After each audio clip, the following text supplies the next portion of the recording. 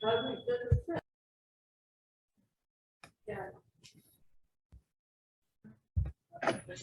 doctor, buenas noches. Ok. Eh, Buenas noches, compañeros. Buenas noches, doctor. Somos el grupo número 9. Vamos a finiquitar con el tema de shock.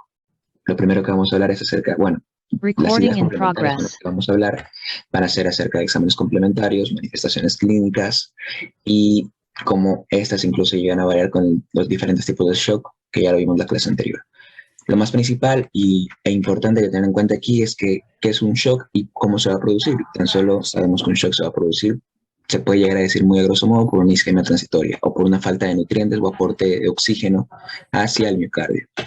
De ahí las variaciones que existen. ¿Ok?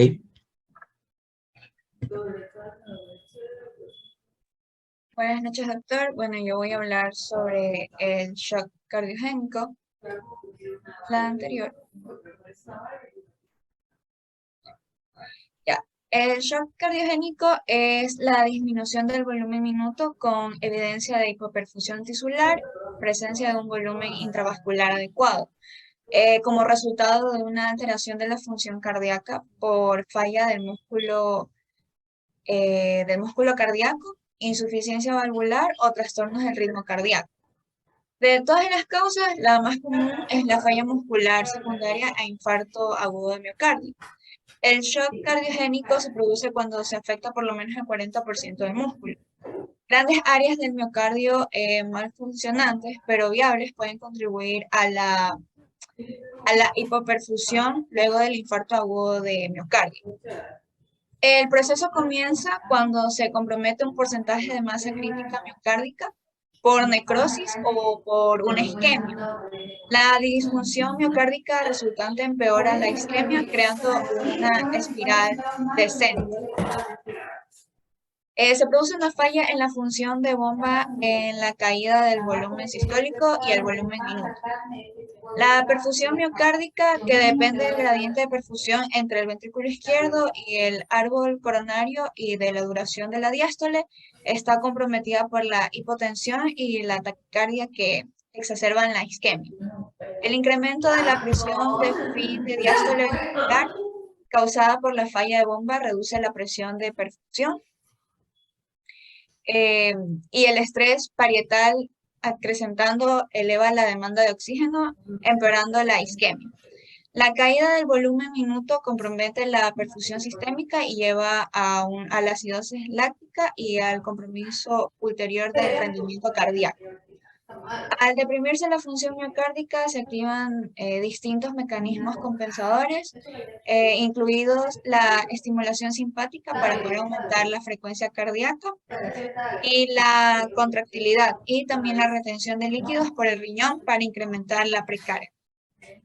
Estos mecanismos compensatorios pueden transformarse en disfuncionales y pueden empeorar la hipoperfusión. La retención de líquidos y el llenado sistólico deteriorado, ya sea por la taquicardia o por la isquemia, generan congestión pulmonar e hipoxia. La vasoconstricción para mantener la presión sanguínea incrementa la poscarga, deteriorando el rendimiento miocárdico y aumentando el consumo de oxígeno. Este aumento de la demanda con una perfusión inadecuada empeora la isquemia y comienza un círculo vicioso que puede llegar a terminar en la muerte. A continuación, mi compañero va a hablar las manifestaciones clínicas. Ok, el tema de manifestaciones clínicas es bastante corto.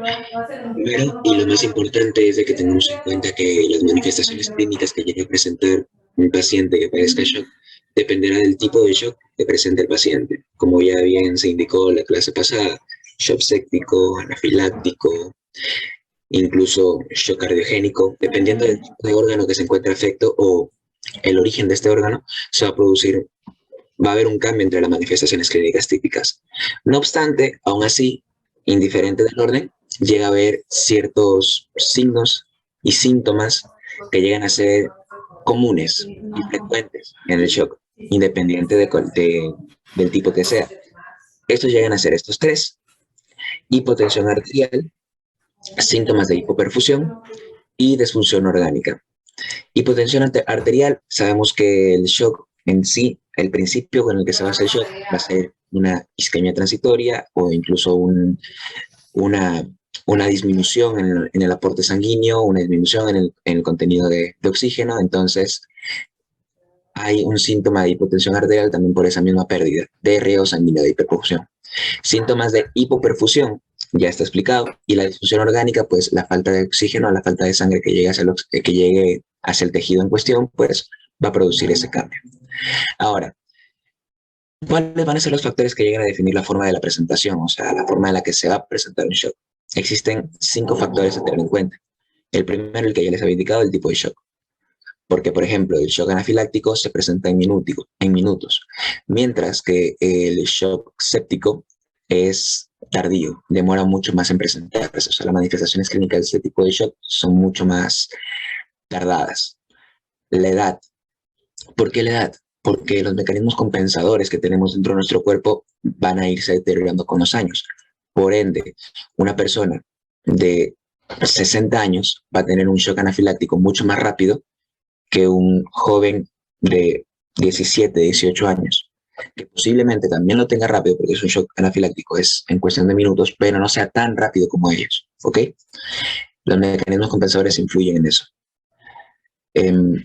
Otro factor que puede llegar a agudizar la presencia de del shock en sí van a ser las enfermedades preexistentes, la alteración o la ausencia de mecanismos compensadores. ¿Por qué? Las enfermedades preexistentes pueden producir esto, alteran o directamente eliminan los mecanismos compensadores. Por ejemplo, una persona hipertensa, una persona que tenga una insuficiencia crónica de riñón, etcétera. O sea, ya sabemos que hay una limitante para estos mecanismos compensadores. Velocidad de la presentación. Mientras más lento sea el shock, mayor tiempo de la compensación. Si es que yo sé que tengo un shock séptico que demora en aparecer días, le estoy dando todo ese tiempo de días a que mi organismo sea capaz de compensar la falla que está produciendo un shock, ¿ok? Y finalmente, efectos de los fármacos. ¿Por qué? Porque hay efectos de fármacos que pueden contribuir de una manera beneficiosa hacia el mecanismo de compensación o por su defecto tan solo agravar la situación. ¿Cuáles son estos fármacos? Los principales, los beta-bloqueantes, los vasodilatadores, la, la angiotensina, etcétera. O sea, esa clase de compuestos pueden llegar a alterar los mecanismos de compensación.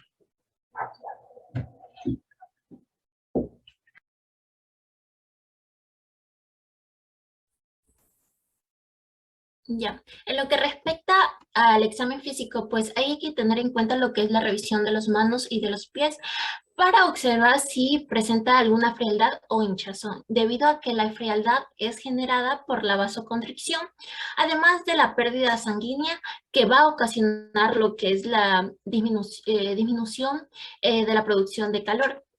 Esto también se suma a lo que es la disminución del aporte del oxígeno, que a su vez va a generar lo que es la cianosis. Hay que tener en cuenta también lo que es la revisión del pulso, debido a que si su corazón no puede bombear con fuerza, su pulso puede ser débil y rápido a la vez. En el caso de que el shock cardiogénico fuera causado por dosis demasiadas altas de medicamentos, específicamente para el corazón, su pulso puede ser normal o lento.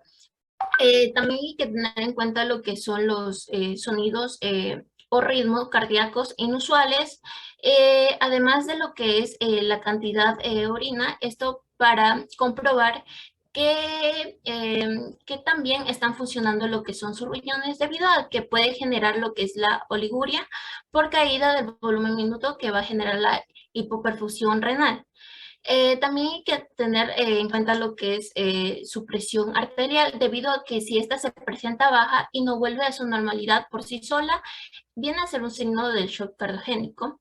Aparte de ello, hay que tener en cuenta lo que es también otros signos como la taquinea, la palidez, que esta viene a generarse también por la constricción de los vasos sanguíneos en la piel, además de lo que es la sudoración, también la piel moteada. Esto pues viene a darse por el atrapamiento de sangre, específicamente en las vénulas, además de lo que es de la alteración del estado mental, que puede darse lo que es la somnolencia, el letargo o excitación por hipoflujo cerebral.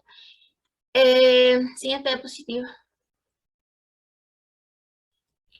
En lo que respecta a los exámenes complementarios, pues aquí para la debida evaluación se va a requerir lo que es la monitorización hemodinámica.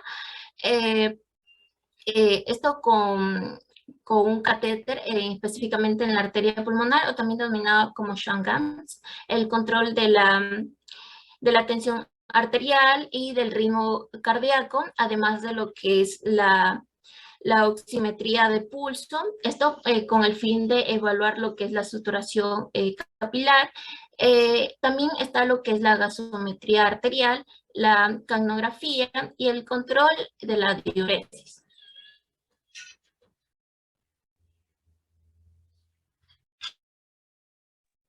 Bueno, buenas tardes, doctor, compañeros. Yo les voy a hablar respecto a lo que tiene que ver con el enfoque diagnóstico.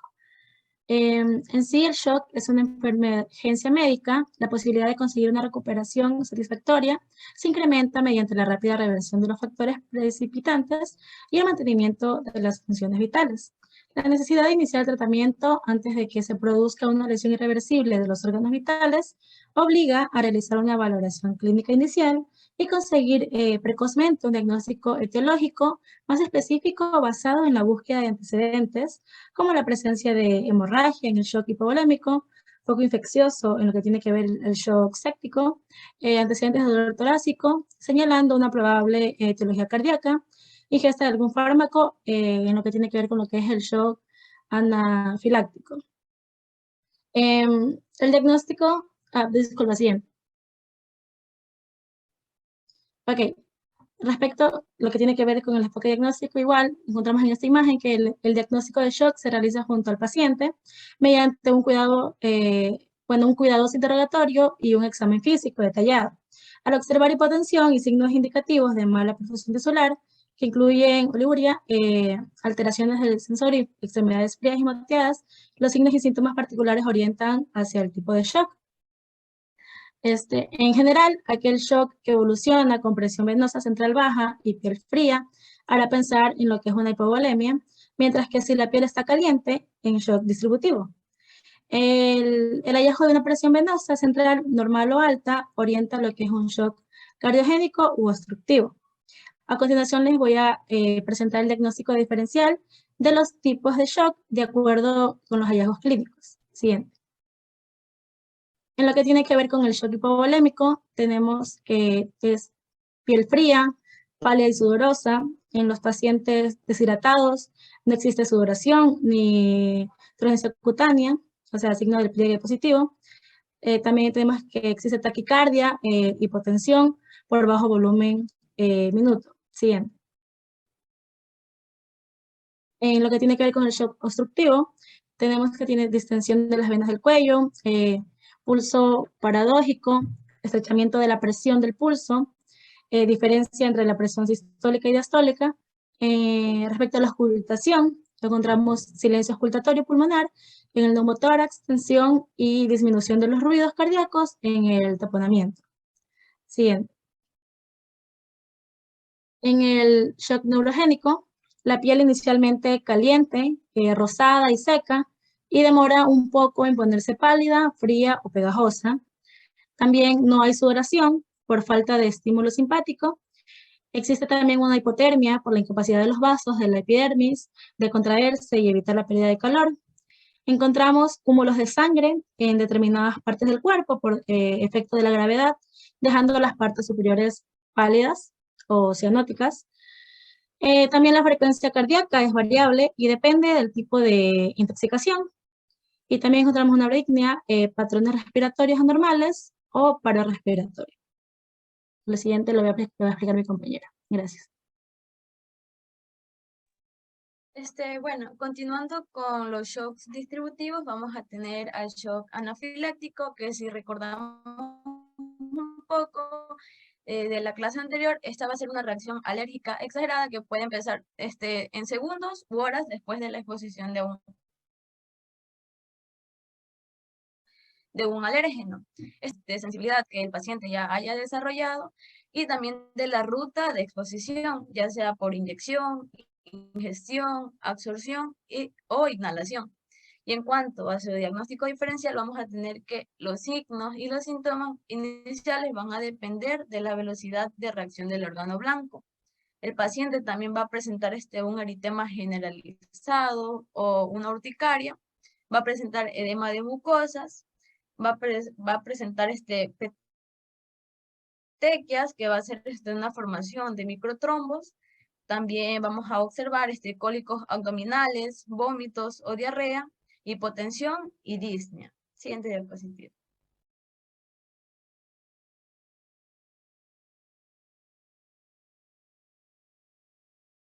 En cuanto al shock séptico, también va a ser un ejemplo de un shock distributivo que va a estar caracterizado por una vasodilatación patológica y desvío del flujo sanguíneo, tanto desde los órganos vitales hacia los órganos no vitales, como por ejemplo la piel, el músculo esquelético y el tejido adiposo.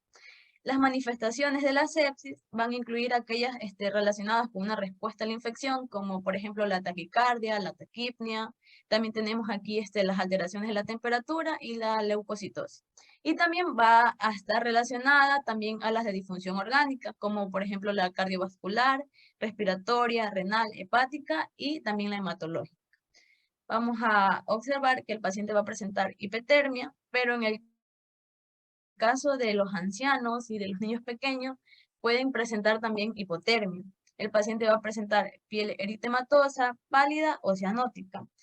Y de manera inicial, en el shock séptico se va a presentar inicialmente un alto volumen minuto con vasodilatación generalizada, pero después, como ya lo mencionó el doctor la clase pasada, también se va a presentar una falla multiorgánica que esta va a estar generada por una alteración generalizada del metabolismo de oxígeno y también de la glucosa. Aquí también vamos a observar petequias, que va a ser por el desarrollo de microtrombos en distintas áreas del cuerpo, también en combinación con una permeabilidad vascular aumentada. Siguiente. Y bueno, y por último vamos a tener shock cardiogénico, que esto ya lo explicó mi compañera anteriormente, y por aquello solo va a dar el diagnóstico diferencial. Aquí vamos a observar que el paciente va a presentar una disnea y una tos productiva con esputo rosáceo, que esta se va a dar por el edema agudo de pulmón. También el paciente va a presentarse con piel fría, sudorosa y cianótica, y también va a observarse una hipotensión por bajo volumen minuto. Muchas gracias. Esta ha sido toda la exposición del grupo 9. Siguiente grupo.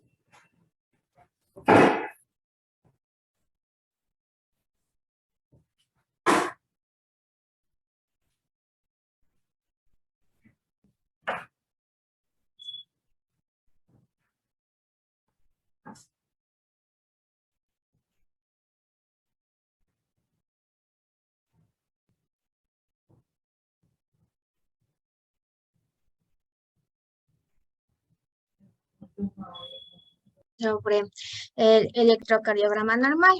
Y como su nombre mismo lo indica, el electrocardiograma es el registro de la actividad eléctrica del corazón y es fundamental para ubicarlo entre los exámenes complementarios de la semiología cardiovascular.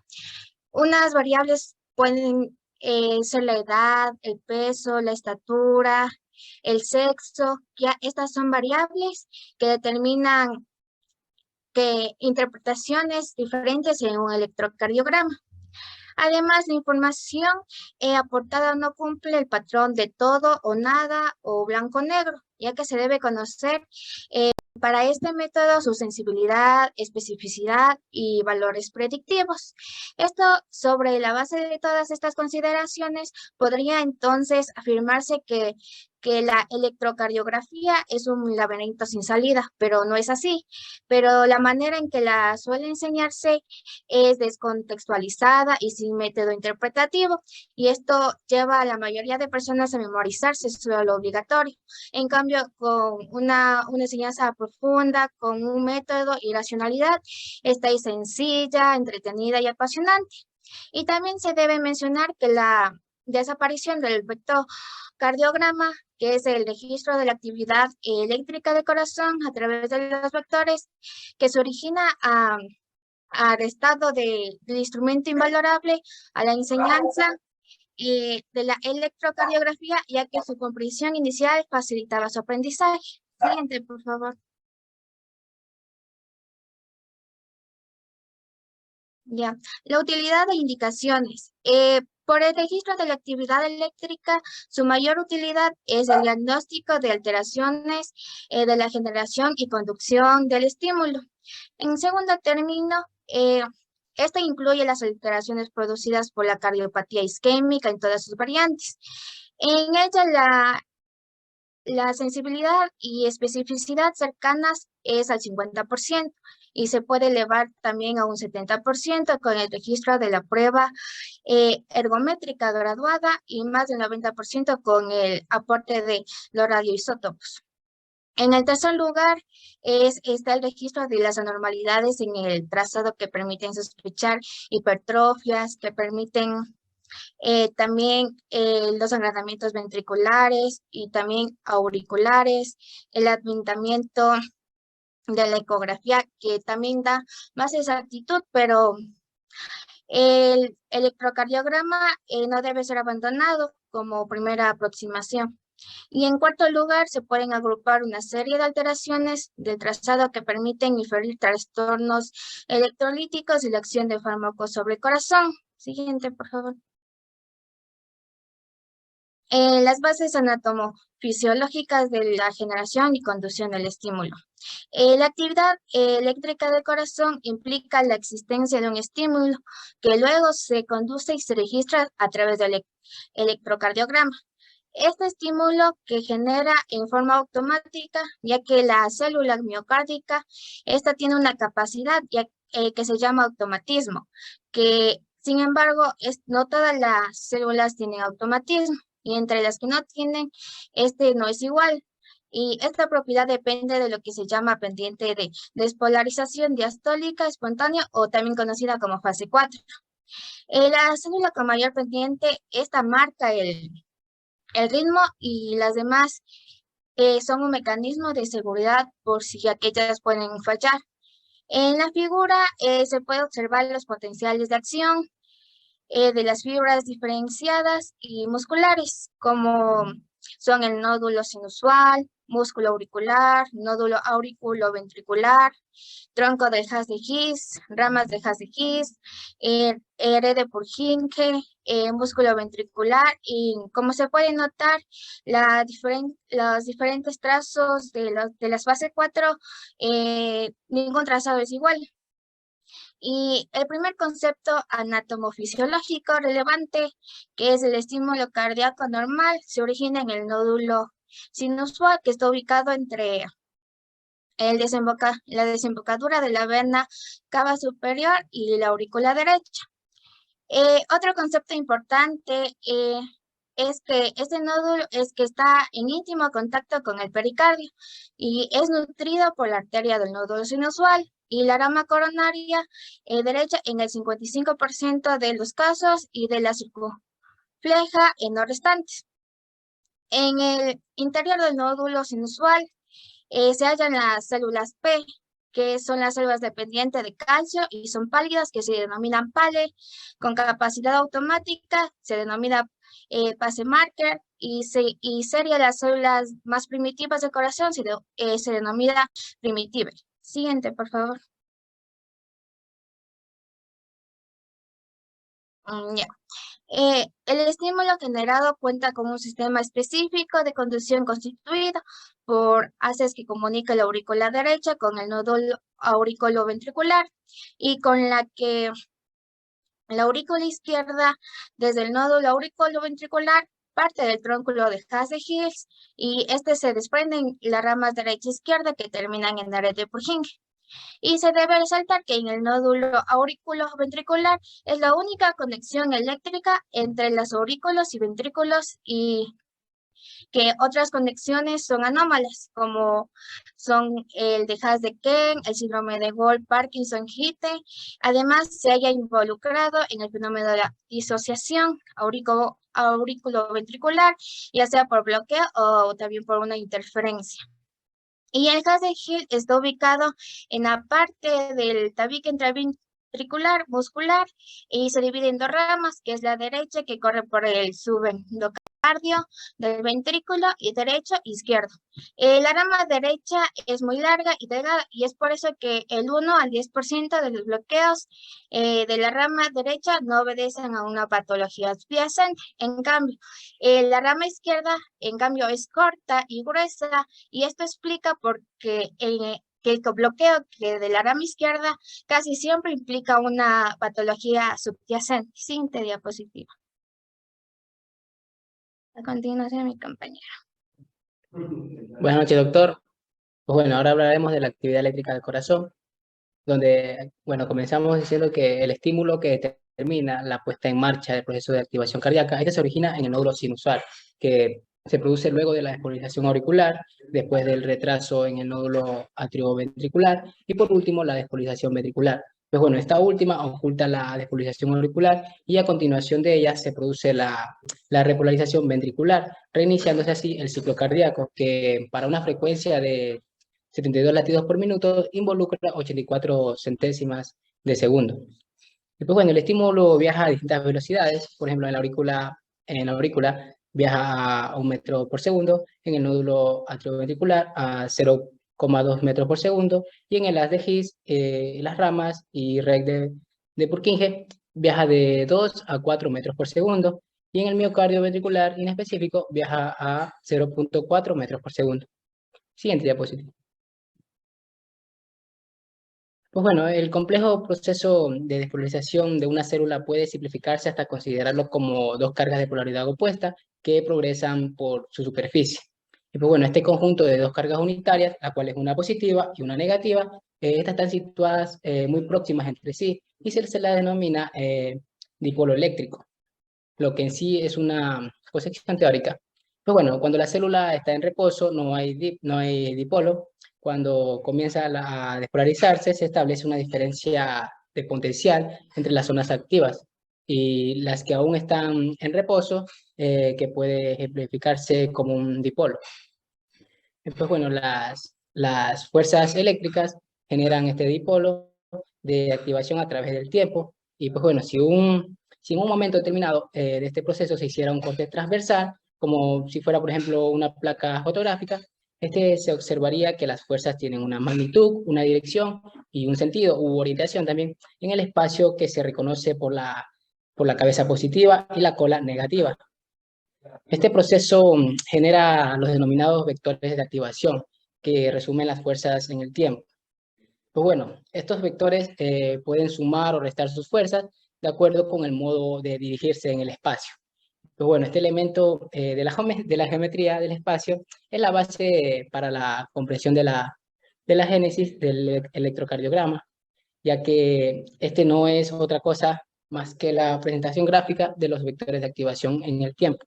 Pues bueno, cuando se utiliza la presentación vectorial para una fuerza mecánica, la longitud del vector indica la intensidad o magnitud de la fuerza. También la dirección indica la ubicación en el espacio, y el sentido, que este sentido indica desde dónde y hacia dónde se ejerce la fuerza, es decir, la cola del vector y la cabeza del vector. Bueno, los vectores pueden sumarse usando la regla del paralelogramo, que según la cual la suma de los vectores es igual a la diagonal del paralelogramo, tomándolos por su lado. Siguiente diapositiva. Pues bueno, el vector suma de dos o más vectores se denomina vector resultante. Por ejemplo, repitiendo el procedimiento de transportar un vector a continuación de la cabeza del vector anterior, pueden sumarse varios vectores. Bueno, los vectores que tienen sentido contrario se restan o se cancelan entre sí. Y si tienen igual magnitud e igual dirección, pero están en sentido opuesto, el vector resultante es 0. Pues bueno, los vectores también pueden ser proyectados sobre cualquier recta o plano, trazando desde sus extremos rectas perpendiculares a estos últimos. Bueno, esto es importante porque el riesgo, a ver, es importante porque el registro del electrocardiograma se realiza en dos planos, el frontal y el horizontal. Y pues bueno, este hecho hace que un mismo vector sea visualizado como de magnitudes diferentes según el plano al que se proyecte, claro. Y pues bueno, este concepto es la base de las derivaciones del electrocardiograma que se verá luego. Y pues bueno, los vectores que representan las fuerzas eléctricas, en un caso dado, como siempre, pero se registran de manera diferente en las distintas derivaciones. Es lo mismo que ocurre, por ejemplo, ponemos de ejemplo en un accidente de tránsito con testigos presenciales, donde el accidente viene a ser las fuerzas eléctricas. Pues bueno, el accidente es uno solo, pero cada uno de los testigos, que los testigos vienen a ser las derivaciones, cada uno de estos testigos dará una versión distinta en relación con el lugar desde donde lo presenció, por ponerlo de ejemplo. Siguiente diapositiva. Bueno, ahora veremos los vectores de despolarización y repolarización cuyo registro genera el traslado del electrocardiograma. Pues bueno, en sí el marcapaso normal del corazón es el nódulo sinusal. ¿Por qué? Porque contiene las células automáticas que descargan con mayor frecuencia. Y pues bueno, el estímulo se conduce a la aurícula circundante, es decir, una conducción sinoauricular, y a través de las haces de conducción internodal, que a través de ellas van al nódulo atrioventricular. En sí sería una conducción internodal. Pues bueno, en las de Bachmann, esta de aquí lleva el estímulo a la aurícula izquierda y la activación de las aurículas paralela a la pared. Pues bueno, luego del retraso del nódulo atrioventricular, el estímulo se conduce por el haz de His y sus ramas a la red de Purkinje, que lo pone en contacto con el miocardio contráctil. Pues bueno, este comienza así, la despolarización ventricular, que da origen al complejo QRS, que en sí es la representación gráfica de la despolarización de los ventrículos del corazón. Y pues bueno, luego cuando se despolariza primero la cara izquierda del tabique o septum interventricular y después la pared derecha. Bueno, es importante retener esta secuencia para aplicar más tarde la compresión de los bloques de la rama. Pues bueno, después se origina así el primer vector o sectal. Luego se despolarizan las paredes libres de ambos ventrículos, dando lugar al segundo vector. Y por último, las regiones altas basales, con las que dan origen al tercer vector. Pues bueno, el miocardio, ya para acabar, el miocardio ventricular se activa de endocardio a epicardio. Y pues bueno, la repolarización auricular, esta coincide temporalmente con la despolarización ventricular. Por esto es que el vector que origina no se registra en el electrocardiograma. Siguiente diapositiva. Así es mi compañero. Muchas gracias. Buenas noches. Bueno, yo le voy a hablar sobre lo que es el sistema de registro del electrocardiograma. Bueno, el registro del electrocardiograma se obtiene a partir del aparato llamado electrocardiógrafo, ¿no?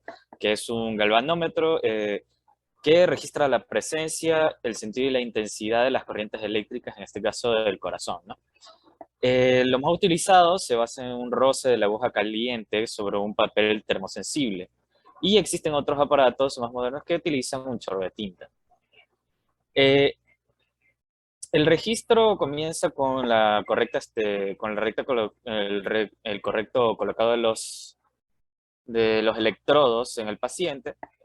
Los electrodos se colocan en las muñecas y en las partes distal de las piernas, siguiendo un código de colores, que por lo general suele ser el electrodo rojo en la muñeca derecha, el electrodo amarillo en la muñeca izquierda y el electrodo verde en el tobillo izquierdo. Con estos tres se obtiene las denominadas derivaciones del plano frontal. Y en el tobillo derecho se coloca un cable negro que es el electrodo de descarga de tierra.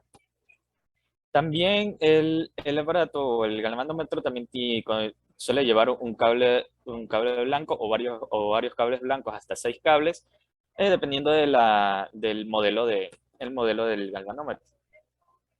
Estos cables blancos se los ponen en lo que son las derivaciones del plano horizontal y se colocan en los puntos prefijados del tórax. Eso se va a ver más adelante en las derivaciones del electrocardiograma.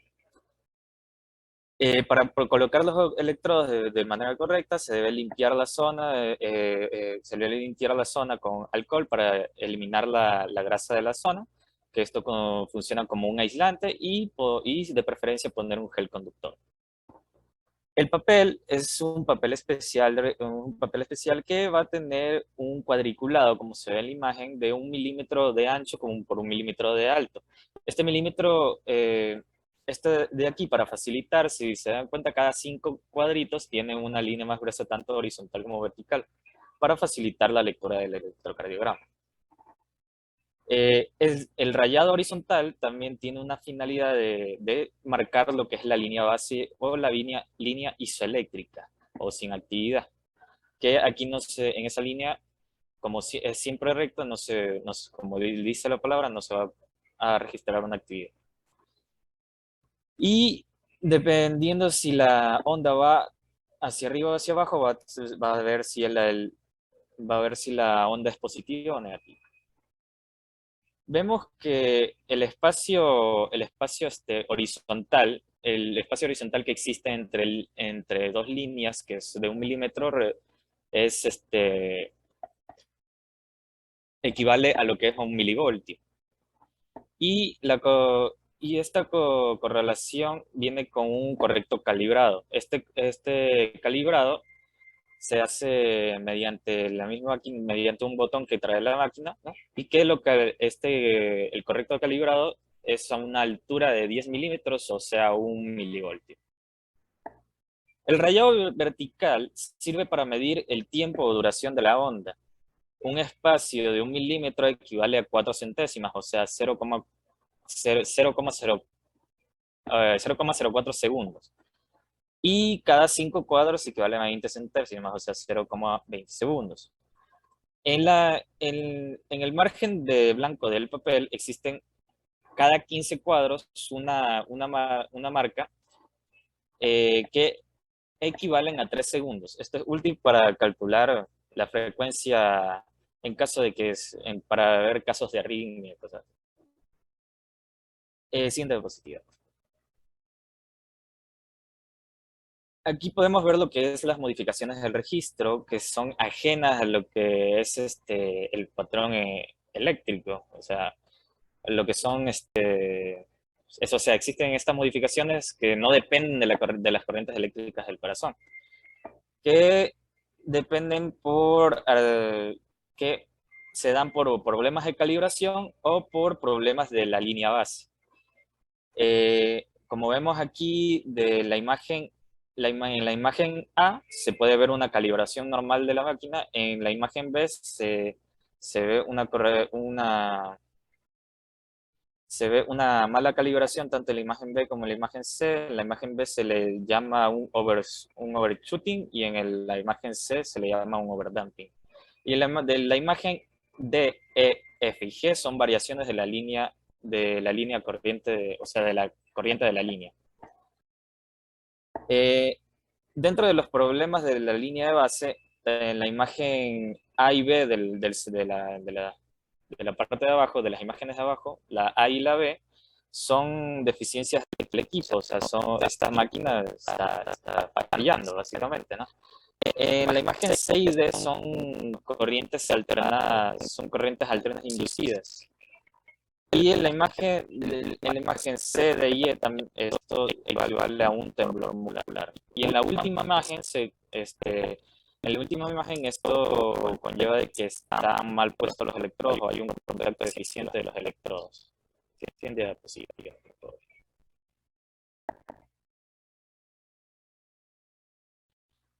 Aquí viene lo que son las nomenclaturas de las ondas del electrocardiograma. Como recordarán algunos en fisiología, estas ondas son las ondas P, complejo QRS, y la onda T y la onda U. Estas ondas, la onda P corresponde a lo que es corresponde a lo que es la despolarización auricular, luego de esta viene el complejo QRS, que corresponde a la despolarización ventricular, y que esto lleva a la siguiente nomenclatura, o sea, las siguientes reglas de nomenclatura. A todas las ondas que se dirigen hacia arriba o al polo positivo, ¿no?, se las denominan ondas R o N minúscula de acuerdo a su magnitud. Estas se miden entre de 5 milivoltios, o sea, 0,5 milivoltios o 5 milímetros dentro de la aura auricular. Y si existen más de una onda R, se las denomina como R' o R segunda, etc. Todas las ondas negativas, o sea, las ondas que van hacia abajo, que están antes de una onda R, que las que van las positivas, las que van hacia arriba, se las denominan ondas Q o Q mayúscula o Q minúscula, dependiendo de la magnitud. Todas las ondas negativas siguen después de las ondas R, se las designa como S mayúscula o S minúscula, dependiendo de la magnitud. Y cuando el complejo QRS está representado por una sola onda negativa, se denomina QS. O sea, solamente hay ausencia de la onda positiva y solo existen onda negativa. Y dependiendo de la magnitud se le escribe como mayúscula o minúscula. Después del complejo QRS, viene lo que es lo que se denomina la onda T, que corresponde a la repolarización ventricular. Y por esta onda se caracteriza, como se ve en la imagen, por tener un ascenso lento y un descenso rápido. En algunas patologías, en lo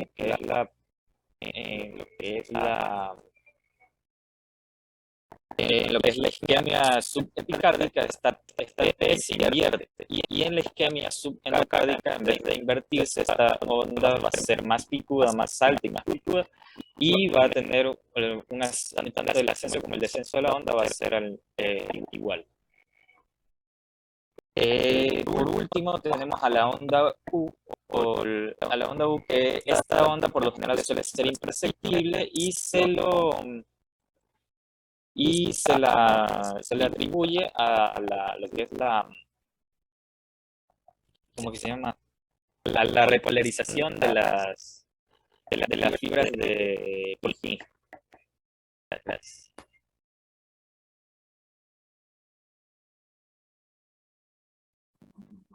Bueno, yo les voy a hablar acerca de las derivaciones.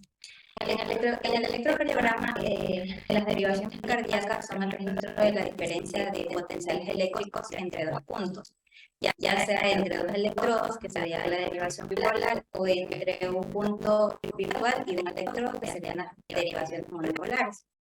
Es importante saber que las derivaciones cardíacas no se deben analizar por separado, sino en conjunto de todo el electrocardiograma, ya que cada derivación es un punto de vista distinta del mismo estímulo eléctrico.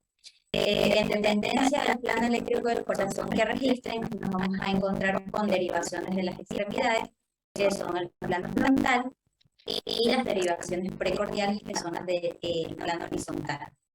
En las derivaciones del plano frontal, estas se van a denominar así, derivaciones de electrocardiogramas que se obtienen de los electrodos colocados en las extremidades. Estas derivaciones van a aportar datos electrocardiográficos del plano frontal, no de los potenciales que se dirigen hacia adelante o hacia atrás. Las derivaciones en las extremidades se van a dividir en derivaciones bipolares, también llamadas clásicas o de Beethoven, y derivaciones monopolares aumentadas.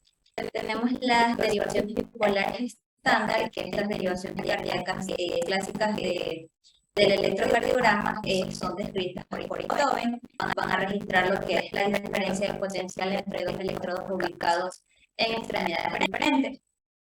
Vamos a tener lo que es D1, que es de diferencia de potencial entre el brazo derecho y el brazo izquierdo, y su vector está en dirección a 0 grados. D2, diferencia del potencial entre el brazo derecho y pierna izquierda, su vector va a estar en dirección a 60 grados. D3, diferencia del potencial entre el brazo izquierdo y la pierna izquierda, y su vector está en dirección a 120 grados. Vamos a tener lo que son las derivaciones monopolares aumentadas. En el electrocardiograma, las derivaciones monopolares de las extremidades van a registrar la diferencia del potencial entre un punto teórico en el centro del triángulo de Coven, con el valor 0 y el electrodo de cada extremidad, permitiendo así conocer el potencial absoluto de dicho electrodo. A estas derivaciones en un inicio se las nombró como BR, BL y BF. La B que significa vector y R, L y F, que es derecha, izquierda y pie en inglés. Posteriormente a eso se le añadió la minúscula que significa amplificar. En la ABR, el potencial absoluto del brazo derecho, su vector está en dirección a menos 150 grados. En ABL, el potencial absoluto del brazo izquierdo, su vector está en dirección a menos 30 grados. En ABF, el potencial absoluto de la pierna izquierda, su vector está en dirección de 190 grados. Y en cuanto a las derivaciones precordiales o del plano frontal, tenemos que estas derivaciones precordiales del electrocardiograma van a ser 6. Se las denomina con una B mayúscula y un número del 1 al 6. Estas derivaciones monopolares van a registrar el potencial absoluto del punto donde está colocado el electro del mismo nombre. Son las mejores derivaciones del electrocardiograma para precisar las alteraciones del ventrículo izquierdo, sobre todo en las paredes anterior y posterior. En un electrocardiograma normal, en las derivaciones precordiales, los complejos QRS son predominantes negativos y en las derivaciones B1 y B2 predominantes positivos. Bueno, en las derivaciones precordiales vamos a tener lo que es B1 y esta derivación va a registrar los potenciales de las aurículas de parte de la tabique y de la pared anterior del ventrículo derecho. El complejo QRS va a representar una onda R pequeña que va a ser la despolarización del septo interventricular seguida de una S profunda. En la B2 tenemos que el electrodo de la derivación precordial está encima de la pared ventricular derecha. Por lo tanto, la onda R es ligeramente mayor que V1, seguida de una onda S profunda. Es la derivación ventricular izquierda. En B3 tenemos la derivación transicional entre potenciales izquierdos y derechos del electrocardiograma por estar el electrodo sobre el septo interventricular. Y la onda R y la onda S suelen ser casi iguales. En la B4 tenemos que el electrodo de esta derivación está sobre el ápice del ventrículo izquierdo, donde es mayor el grosor. Va a representar una onda R hasta seguida de una S pequeña. En la B5 y B6 tenemos que estas derivaciones están situadas sobre el miocardio del ventrículo izquierdo, cuyo grosor es menor al de B4. Por ello, la onda R va a ser menor que la B4, aunque sigue siendo alta. La onda R va a estar precedida de una onda Q pequeña, que va a ser la despolarización del septo. También tenemos lo que es el triángulo y la ley de Beethoven, que esto de aquí, las tres derivaciones bipolares van a formar en conjunto lo que se denomina el triángulo de Beethoven, ¿no? Estas derivaciones van a guardar una proporción matemática reflejada en la ley de Beethoven, que dice que de 2 va a ser igual a de 1 más de 3. Esta ley es de gran utilidad cuando se interpreta un electrocardiograma, ya que permite determinar si los electrodos de las extremidades están bien colocados. Pues si se varía la posición de algún electrodo, la ley no se cumpliría, permitiéndonos saber que el electrocardiograma estaría mal realizado. Siguiente diapositiva. En la síntesis conceptual tenemos que el electrocardiograma es el registro de la actividad eléctrica del corazón. Esta actividad es aumentada y sigue una determinada secuencia. Estas fuerzas eléctricas en el tiempo se representan por flechas o vectores convencionales que se registran con un aparato que dibuja sobre un papel especial de flexiones de arriba y o hacia abajo. Para mejorar el análisis no solamente hay un solo puesto de observación, sino dos. En dos planos distintos, son las derivaciones frontales y precoriales, que brinda dos imágenes distintas según donde estén ubicados los electrodos del registro. Para analizar la actividad eléctrica, se debe trazar una línea perpendicular a la derivación, pasando por el centro eléctrico al corazón. Todos los que se dirijan desde esa línea el electrodo explorador darán deflexiones positivas y los que se alejen negativas. Si coinciden con esta perpendicular, dará una deflexión isodisfásica. Cuando paralelo sea la línea de derivación, mayor será el voltaje de la deflexión y será máximo cuando coincida. Y el siguiente diapositivo.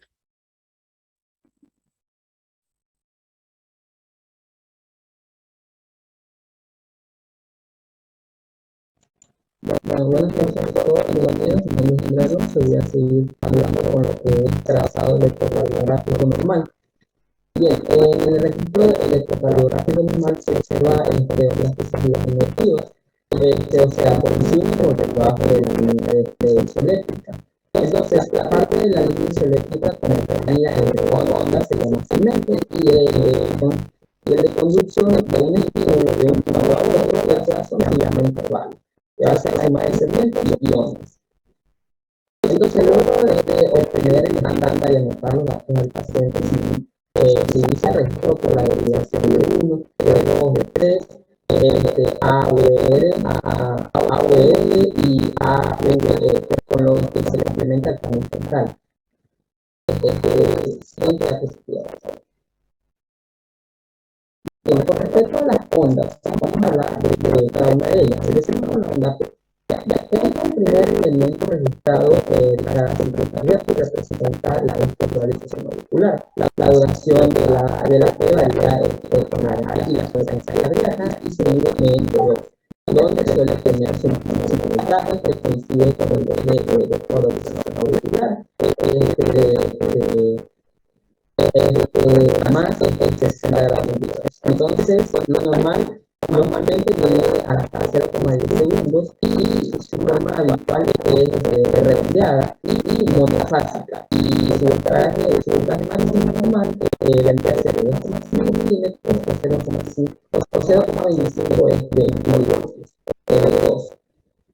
Una diapositiva, por favor.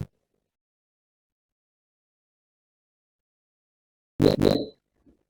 Con respecto al segmento PR y valor R, cuando hablamos del segmento PR, representa el retardo fisiológico que se produce en la transmisión del estímulo desde la aurícula hacia los ventrículos.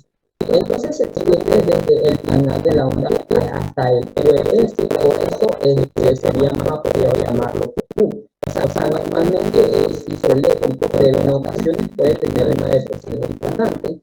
Recomendaría hacer un placa de nivel producida por la repolarización auricular y su medición carece de valor práctico.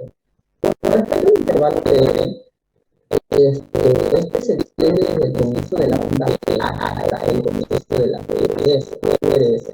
Y representa el tiempo transcurrido desde el inicio de la repolarización auricular hasta la llegada del estímulo a la red de Cushing. O sea, es decir, que el tiempo de conducción auricular y su valor normal varía entre 0,12 y 0,20 segundos. Siguiente diapositiva, por favor. Ahora, con respecto al complejo complejo, este va a representar la despolarización ventricular y está constituido por tres vectores, separados de la pared libre ventricular y basal. Entonces, la duración normal del QRS es hasta 0,10 segundos y su metodología varía en diferentes derivaciones. Entonces, su voltaje está influido por factores factores cardíacos ya mencionados, como la obesidad y el sistema. Y enfermedades cardíacas como hipertrofia o el derrame cardíaco. La existencia de este último se sospecha cuando existe un voltaje determinado cuando la altura del PDS, el L1, el L2 o el L3 no es mayor a 5 milímetros. Ya, ahora, respecto al segmento este va a manifestar el estado de reposo en la cantidad dinámica del músculo cardíaco y se entiende como una línea isoeléctrica. Siguiente positiva, por favor. Bien, con respecto al segmento ST, este continúa el cálculo de BS a partir del punto J. O sea, de cuánto uniones. Bueno, este es el isoeléctrico y la selección la nivel hacia arriba o hacia abajo de no más de 0,5 milímetros. En jóvenes deportistas es normal que se espere este valor máximo hacia arriba. Se tiene regularización precoz por vagotenismo. Entonces, con respecto a la JP, este va a representar la representación ventricular y sigue el segmento ST. O sea, tiene una forma redondeada, lenta, puede ser positiva, negativa, bifásica o plana. Entonces, su duración se encuentra incluida en el intervalo PP y su voltaje es menor al del PDS. O sea, no suele superar los 5 milímetros en derivaciones del plano estatal y 10 milímetros en periperiales. Entonces, la calidad de la onda depende del PDS procedente y comparada con la calidad de este. En obesos demasiado obesos o pacientes con diafragma elevado, ascitis, embarazo, etc., puede ser negativa en AVF o V3. Entonces, se repite el recurso en inspiración suele hacerse positiva o isoeléctrica. Bien, diapositiva.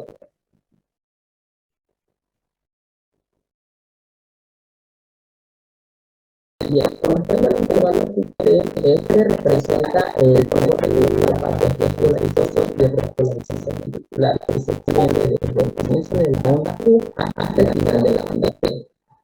Entonces, su duración varía inversamente por la frecuencia cardíaca y es mayor en mujeres, en pacientes femeninas, y la determinación del valor Q3 es correcta para la frecuencia cardíaca que se hace por medio por la fórmula de base, que ofrece el cociente entre Pt y la raíz de la distancia entre los.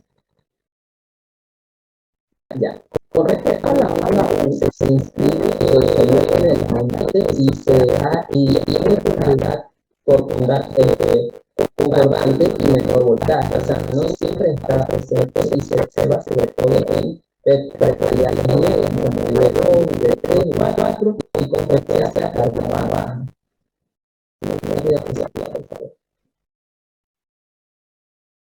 Ahora, cuando hablamos de la frecuencia cardíaca, la frecuencia cardíaca está normal y oscila entre 60 y 70 minutos. Para la determinación del peso se deberá contar con cuántos competidores se tratan en el minuto, segundos. Para esto no se realizarán la segundo, ya que el modo es regular y puede utilizar el intervalo en tiempo de PDS.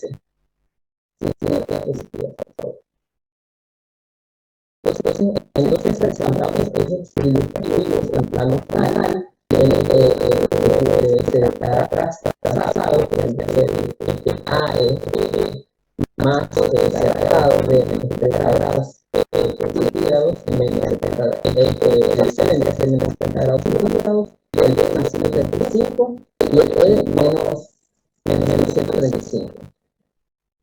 Entonces, para calcular hay que realizar una división en la que el indicador, que es un único que se expresa en centésimas de segundo, porque el indicador que es el valor R expresado por la cantidad de cuadritos entre dos ondas R también se mide en una unidad. milímetro, equivalen a 4 centésimas de segundo y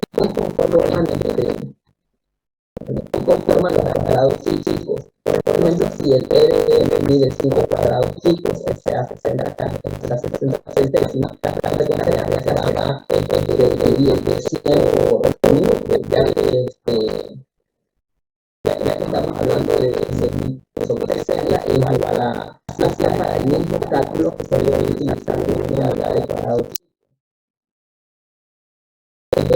Bueno, entonces en la determinación del eje eléctrico se puede determinar tanto en plano tonal como en plano horizontal, aunque en la práctica en general se calcula el eje eléctrico de medio es el plano tonal, que es el que representa el resultado del concepto de la polarización ventricular.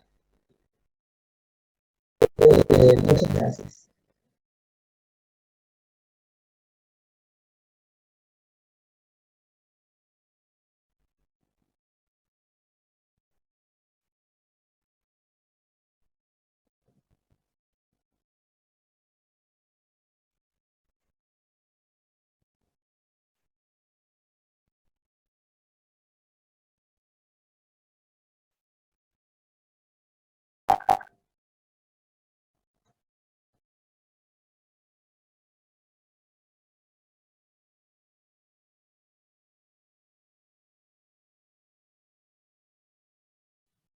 ¿Nadie más va a exponer de ese tema?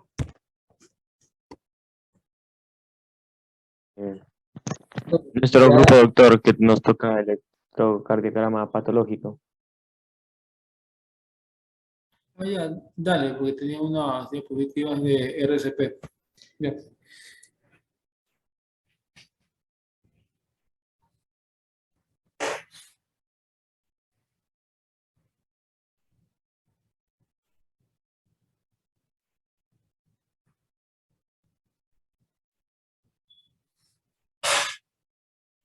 Van a...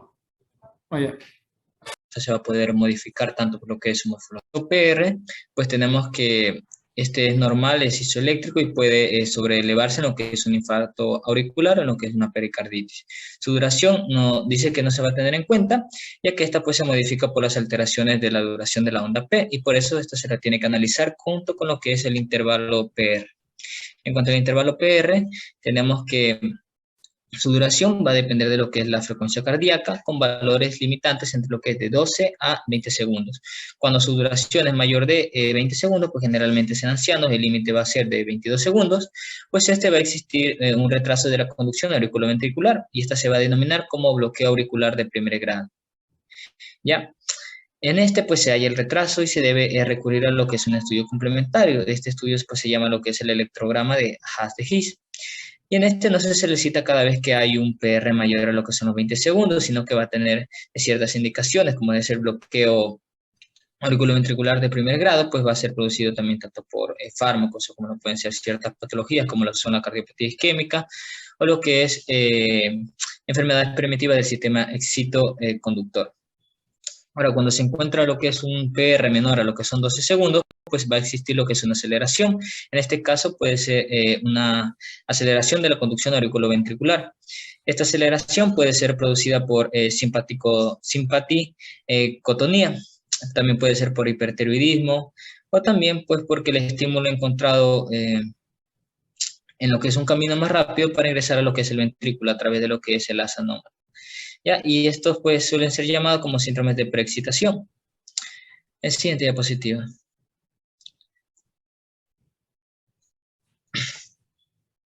En cuanto a la hipertrofia ventricular derecha, pues normalmente el vector de despolarización ventricular, que es el segundo, pues corresponde a lo que es el ventrículo derecho. Este va a ser anulado por lo que es el vector del ventrículo izquierdo, de manera que para lo que es la hipertrofia ventricular derecha, este se manifiesta. El vector del ventrículo derecho debe por lo menos duplicarse.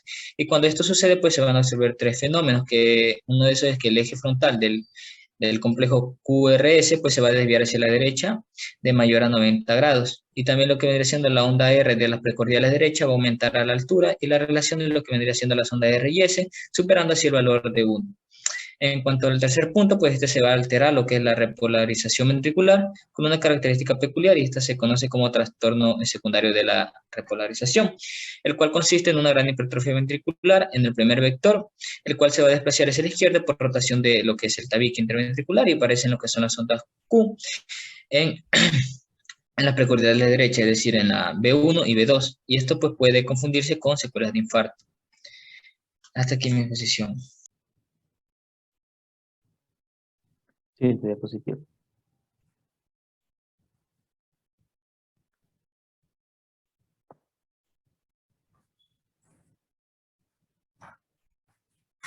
Ya, es rápido. Ya, tenemos lo que va a ser la hipertrofia ventricular izquierda. Bueno, su diagnóstico va a ser mucho más fácil y más rápido debido a que van a predominar lo que van a ser las fuerzas eléctricas del ventrículo izquierdo sobre el ventrículo derecho. Y aquí también se van a observar lo que van a ser tres fenómenos. Aquí tenemos que el eje frontal de QRS va a estar desviado hacia la izquierda con 0 grados. Vamos a tener que la onda R de las precordiales izquierdas van a estar aumentadas, van a aumentar su voltaje a valores que van a superar los 15 milímetros en ABL, los 20 milímetros en D1 y los 25 milímetros en B5 y B6. También va a haber la presencia de ondas DC que van a ser profundas en las precordiales derechas. Se han diseñado distintos índices que correlacionan estos hallazgos y el de mayor sensibilidad y especificidad es el de Sokolov o Sokolov y Lyon, el cual nos dice que al medir tanto la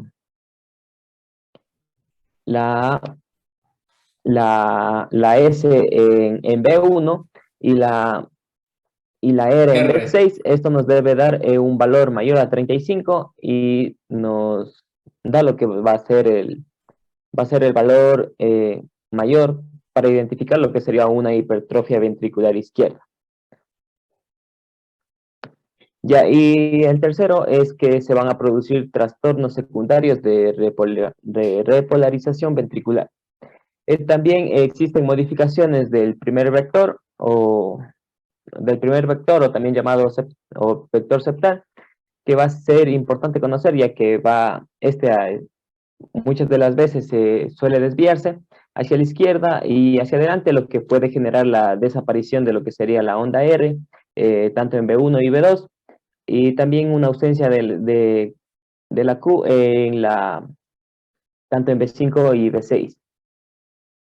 Y tenemos en lo que sería el tercer vector o vector basal, este se va a dirigir siempre hacia la izquierda.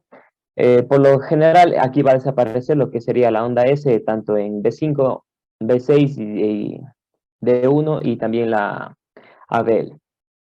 Las etiologías más frecuentes para esta hipertrofia ventricular izquierda son la hipertensión arterial y la estenosis aórtica. Siguiente diapositiva. Ya, tenemos lo que van a ser los bloqueos de rama. Los bloqueos de rama van a ser un retraso o detención completa del estímulo de las ramas principales de las de His. Los cuales van a constituir lo que va a ser un bloqueo de rama. Y cuando existe solo un retraso, se habla de un bloqueo incompleto, y a su vez cuando hay una detección completa se denomina un bloqueo completo. Eso por lo general siempre se lo va a identificar de acuerdo a la duración del complejo QRS. Ya, hay que considerar que un QRS ancho corresponde a un bloqueo de rama que debe certificarse que el estímulo provenga de las aurículas, ya que puede existir ritmos ectópicos ventriculares con QRS ancho. Para ello, cada complejo QRS debe ir precedido de un intervalo PR constante y no menor a 0,12 segundos. Ya, tenemos lo que va a ser el bloqueo completo de rama derecha. Ya, en este bloqueo el trastorno eléctrico va a ser mucho menor, ya que va a existir únicamente, resultan afectadas las fuerzas finales del complejo QRS. Aquí la despolarización ventricular va a comenzar en una forma normal, y el primer vector que corresponde a, que nos marca lo que es el R tanto en B1 y B2 y Q tanto en B5 y B6 no se va a modificar, sino que solo va a aumentar ligeramente su voltaje debido a que faltan fuerzas opuestas de la porción derecha del septum. Tenemos lo que va a ser el segundo vector o la pared libre ventricular. Aquí se va a alterar en dirección, se altera tanto en dirección y voltaje por fuerzas simultáneas que van a tratar de atravesar el septum de izquierda a derecha, ya que tienen sentido opuesto. Y aquí va a existir un menor voltaje y va a estar dirigido hacia adelante. Y aquí vamos a ver que tanto que va a estar dirigido hacia adelante tanto S en B1 y B2 y la R variable o la R, sí, la R va a estar variable tanto en B5 y B6. Ya, tenemos lo que va a ser el tercer vector, que va a estar dirigido hacia la derecha y adelante. Esta va a ser una fuerza lenta, ya que va a viajar por tejido inespecífico y va a generar la parte inicial de lo que es la R', tanto en B1 y B2, y va a provocar que exista una S ancha, o también el libro lo denomina como S empastada, en B5 y B6. Ya, tenemos lo que va a ser ya el cuarto vector, que por lo general en un corazón normal no va a existir. Esta va a representar la despolarización del tercio superior derecho del septum y la pared libre del ventrículo derecho.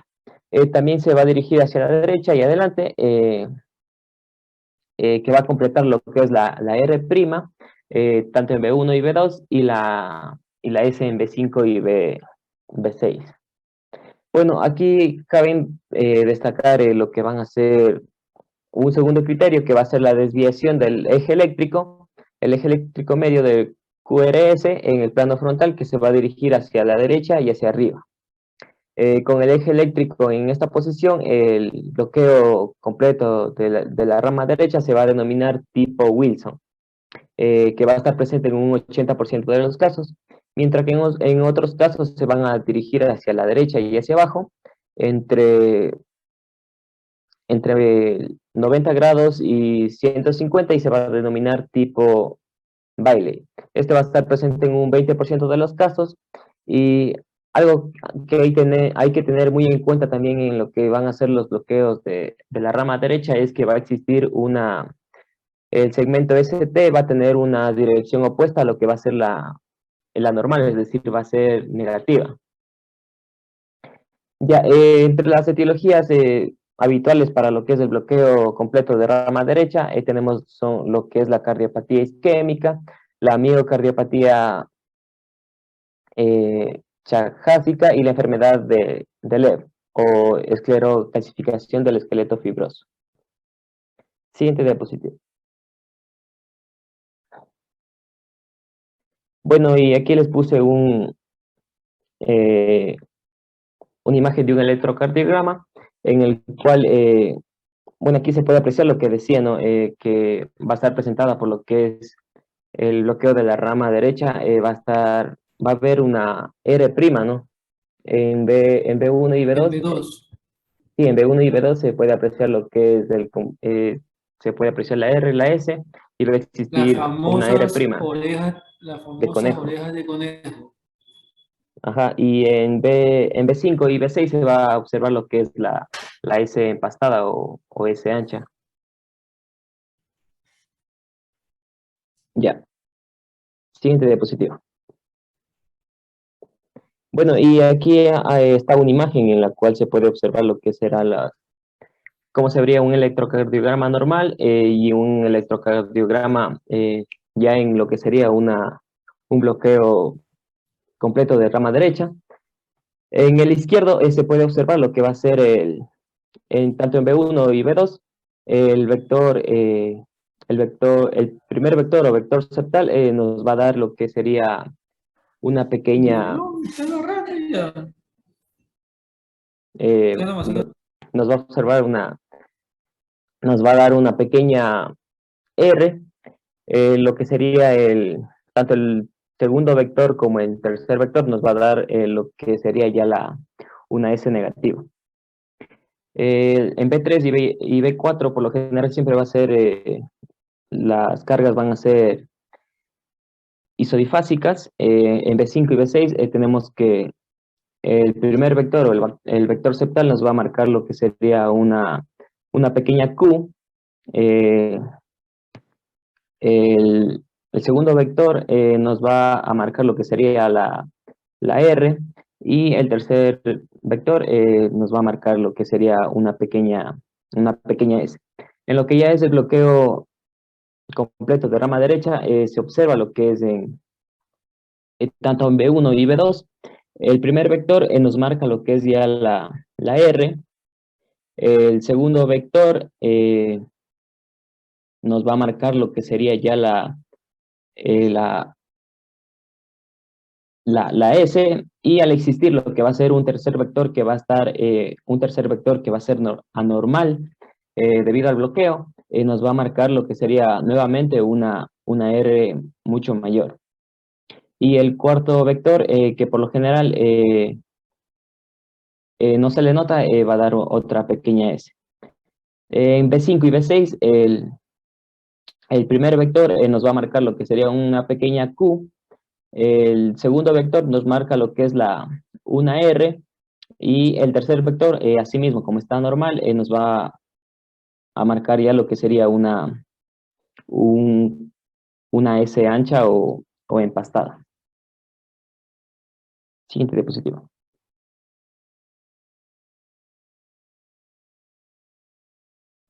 Ya, y el bloqueo incompleto de la rama derecha, por lo general, a diferencia del anterior, lo único que varía es que la duración del complejo QRS va a ser mayor a 10 y menor a 0,12 segundos. Igual se lo va a observar tanto en B1 y B2 y en B5 y B6. Gracias. Listo, buenas noches, doctor y compañeros. Bueno, yo voy a culminar el tema de lo que es el bloqueo incompleto de la rama izquierda y hablar un poco acerca de lo que es los hemibloqueos. Siguiente, por favor. Bueno, el bloqueo incompleto de la rama izquierda implica lo que es un retraso en la conducción de la rama izquierda de las DIs, ¿ya? Lo que provoca que el ventrículo izquierdo se active parcialmente solamente desde la rama derecha. Entonces, al igual de lo que sucede en el bloqueo incompleto de la rama derecha, lo vamos a diagnosticar mediante o cuando los complejos QRS miden más de 0.10 segundos y menos de 0.12 segundos. Ya, por otro lado tenemos que las características morfológicas van a ser bastante similares a los encontrados en el bloqueo completo de la rama derecha. Sin embargo, la característica que nos va a permitir diferenciarlos es que el voltaje de R suele ser mayor. Referente a las causas asociadas a este bloqueo, vamos a tener fundamentalmente dos. Y encontramos a la cardiopatía isquémica y a la hipertrofia ventricular izquierda, las cuales van a ser entidades clínicas y anatómicas mayormente asociadas a este tipo de bloqueo. Siguiente, por favor. Bueno, hablando un poquito de los hemibloqueos y recordando la fisiología, tenemos que la rama izquierda de las DIs se va a encontrar compuesta por dos fascículos, un fascículo posterior y un fascículo anterior.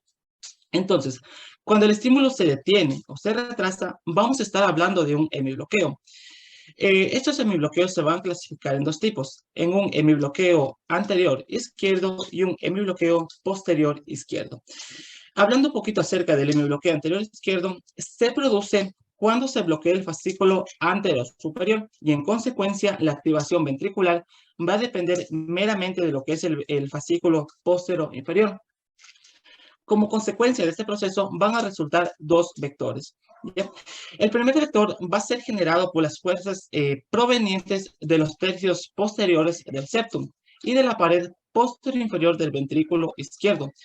Estas dos fuerzas van a cancelar otras fuerzas, entre las cuales destacamos la fuerza de la masa septal y de las porciones adyacentes del ventrículo derecho. Y como resultado de esto, los vectores se van a dirigir hacia abajo, hacia la derecha y finalmente hacia atrás. Hablando del segundo vector, a diferencia del anterior, se va a dirigir hacia la izquierda y hacia arriba, ¿ya? Y este vector va a ser generado por una despolarización de la cara anterosuperior del ventrículo izquierdo. Siguiente, por favor.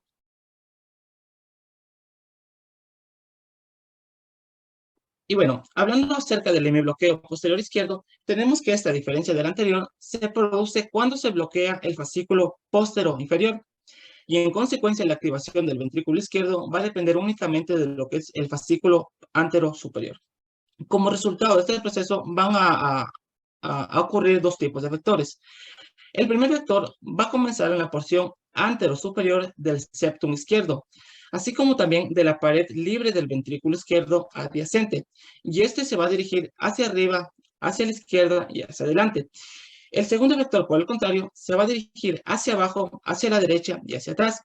Esto determina que el complejo eléctrico de QRS en el plano frontal, se desvíe hacia la derecha.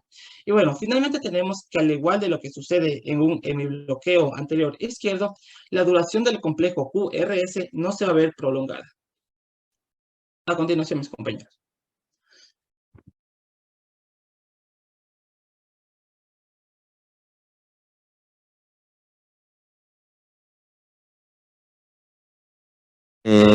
Pásale a la otra diapositiva.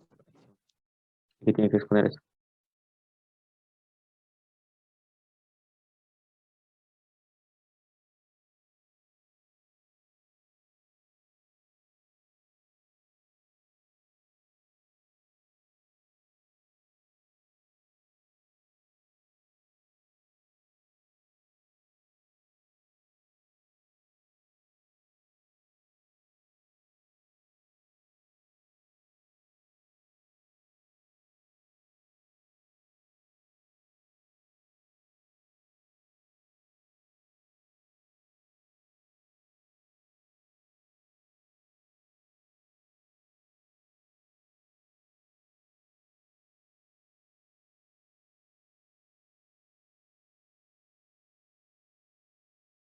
Doctor, ahí ya faltarían dos compañeros, pero uno tiene problemas de conexión y el otro no está.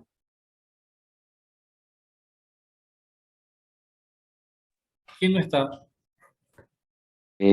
Chávez y Chango se le desconectó del internet y no le deja ingresar. Ya. Bueno, yo dejen de compartir.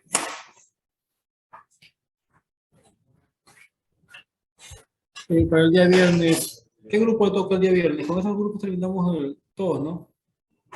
Comenzaremos de nuevo. Porque con el grupo de hoy ya terminan todos. Ya, gracias, Amber. Bueno, el día viernes, el grupo que le toque, por favor, motivo de consulta de aparato digestivo con sus antecedentes patológicos personales, antecedentes patológicos. Para el día viernes. El día viernes yo les voy a dar RCP y arritmias, que es para complementar esto del electrocardiograma, por favor. Les mandé unas imágenes ahí al grupo de semiología de eso, y obviamente hay más imágenes que tengo que ordenarlas para hablar de arritmias. Un tema interesante, bonito, que les va a facilitar bastante y sobre todo va complementado con lo que es el electrocardiograma. Y el viernes comenzamos con digestivo. Yo la próxima semana de septiembre, la primera semana, los primeros 15 días de septiembre tengo vacaciones, en serio, tengo más tiempo libre, posiblemente tenga más tiempo para las prácticas. También he pedido en Bienestar Estudiantil que me faciliten un consultorio, puede dar consultas, y las personas que quieran ir para escuchar, practicar o hacer algo, nos organizamos. Sería en la mañana, no sé cómo serán sus horarios de clase. Y hablar de un tema también, muy interesante.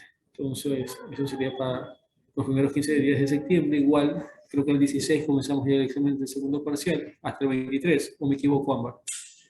Desde el 19, doctor. Bueno, tenemos 15 días todavía para trabajarlo y practicar en Ceibos también, algo más. Con esos dos temas que nos falta digestivo y renal. Y Ministerio Estudiantil, voy a confirmar si es que me dan ese consultorio para atender. Van a ser pacientes universitarios, pero bueno, la interacción médico-paciente es lo que ustedes necesitan, por lo menos ver, visualizar, confrontar al paciente, generar esa habilidad para preguntar lo más esencial sin que el paciente te diga toda su vida, es lo que ustedes necesitan, y estructurar la historia clínica mental que ustedes tienen que estar haciendo. Entonces el día viernes el primer grupo, por favor, comience con digestivo, motivos de consulta del aparato digestivo con sus antecedentes patológicos, lo que es lo que sigue. Y el día martes ya voy a dar los temas que debe ser el examen físico y algunas patologías que hemos de ver. Entro a vacaciones y estar dando los días para llevarlos a 6, debe ser por lo menos 2 días por semana, esperemos que se pueda. Quedemos hasta ahí, por favor, señores. Gracias, doctor. Gracias. Espérense, para la lista. Ya se fueron algunos igual. Es verdad, me olvidé. Ya se las pongo yo. Me doy cuenta. Gracias, doctor. Buenas noches. Gracias, doctor. Gracias, doctor. Recording stopped.